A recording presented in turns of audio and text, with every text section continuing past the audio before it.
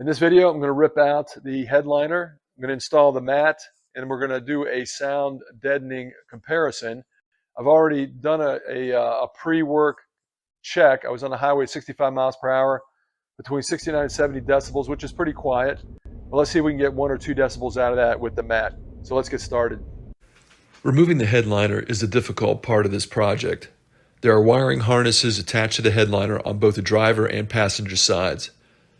Once the electrical connections are disconnected at the overhead console, the passenger side harness needs to be untaped from the headliner.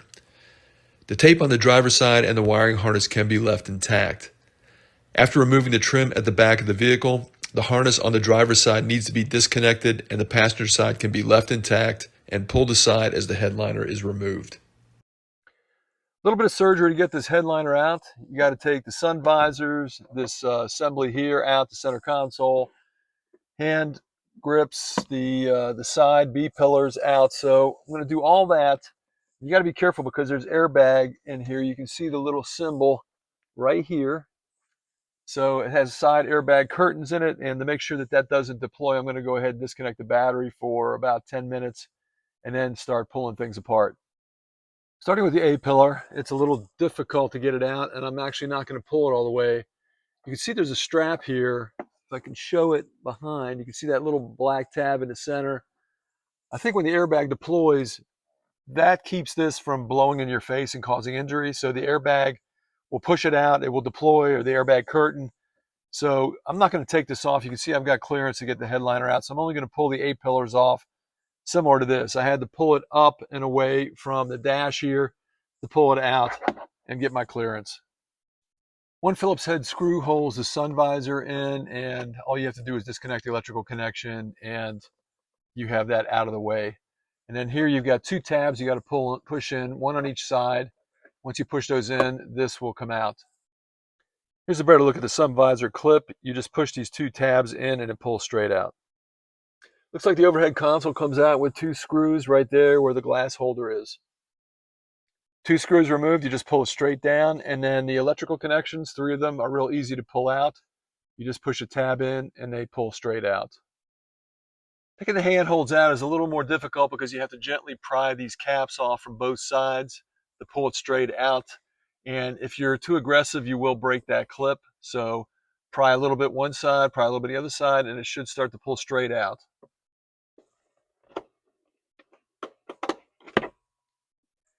The B pillar doesn't have to come all the way out. You want to pull the weather stripping away. You're going to pull the lower black trim away, and then you're going to pull the upper trim. Yours may be a different color, but in this case, I'm pulling this tan trim out and then pulling it down. You'll have to have the seatbelt in the lowest position so that you can lower this and it disengages it from the headliner. First up to get this lower panel off is to take off a little trim plate that's right back here. Pry it out with a small screwdriver, and there's a Phillips head right behind that. You'll have to pull this out in order to get the panel out. And there is one push pin that you'll have to pull out as well. Black lower trim has got to come out, so I took one Phillips head screw out right here. That allowed the whole thing to be pulled back, and now I can take the upper trim out and pull it out of the way. This trim, which is behind the lower trim, is held in place by one little push pin. I had to use a push pin tool to pull that out and then finagle it out of there so I didn't have to pull the lower trim out to get this project done. Moving around the back, there are other push pins that hold the headliner in. You just stick your fingernails in there and pull it. They come straight out.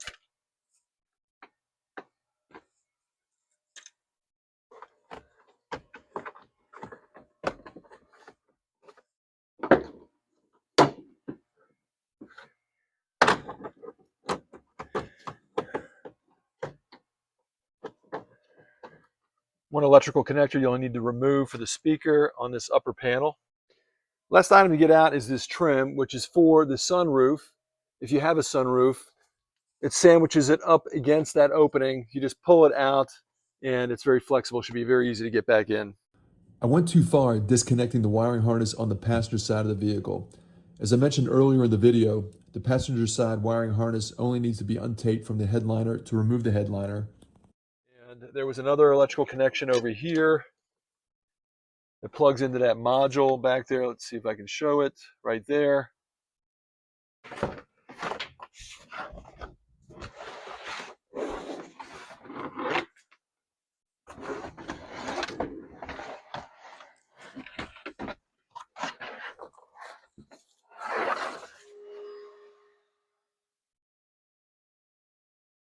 Let's finish applying the sound deadening mat.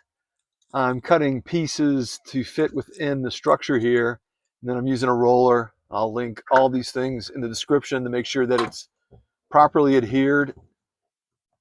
And already I can tell there's a big difference when I tap on the roof.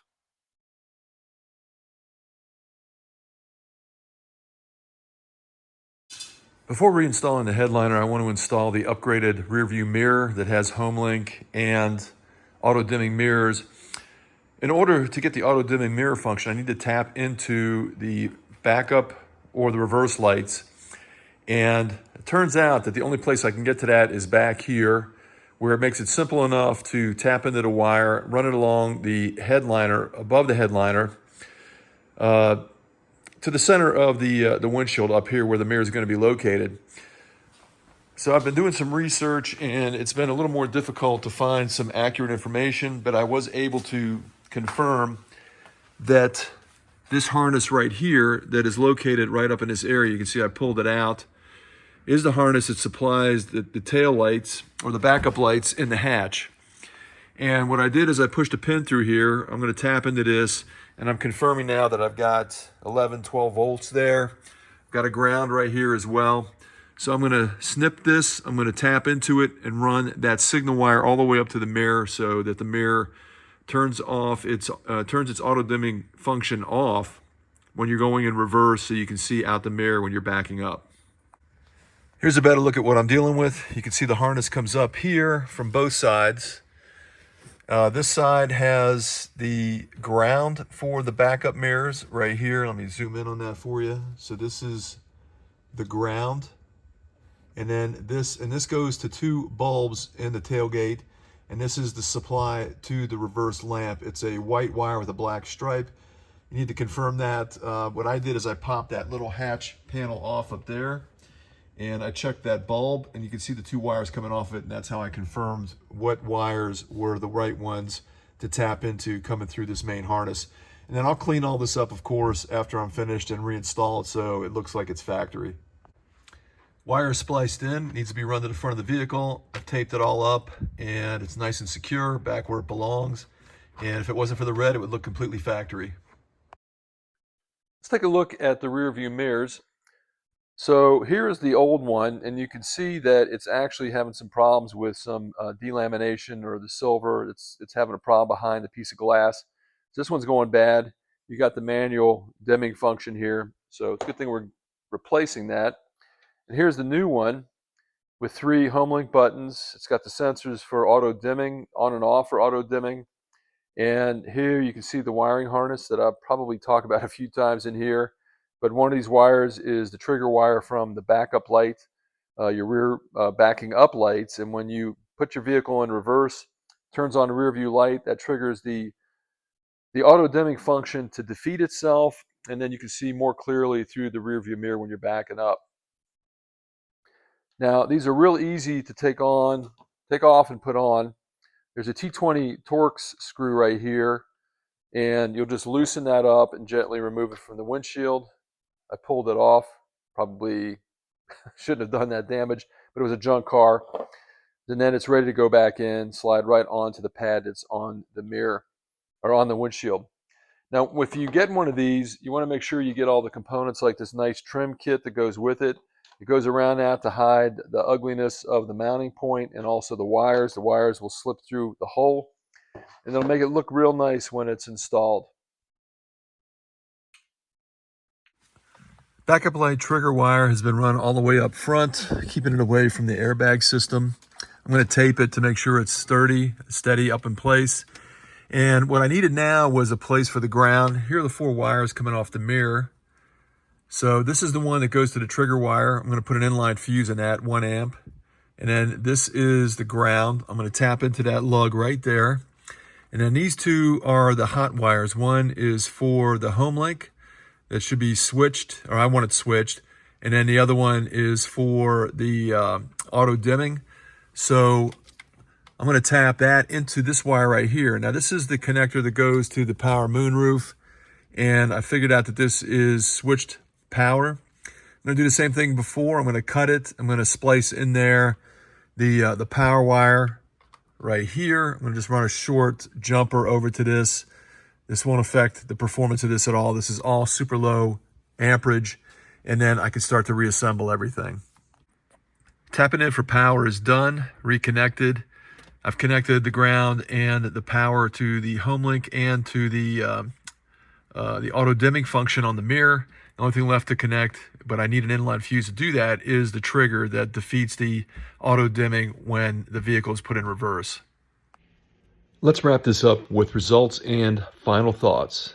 Adding the CANOPUS butyl sound deadening mat above the headliner resulted in a 1 decibel reduction in overall cabin noise. Pretty subtle for everyday driving and road wind sounds. Honestly, unless you're chasing every last decibel with a full car treatment, the floor, doors, etc., this roof-only project might not be worth the effort for most people, but, and this is a huge win, it completely transforms the experience during rain.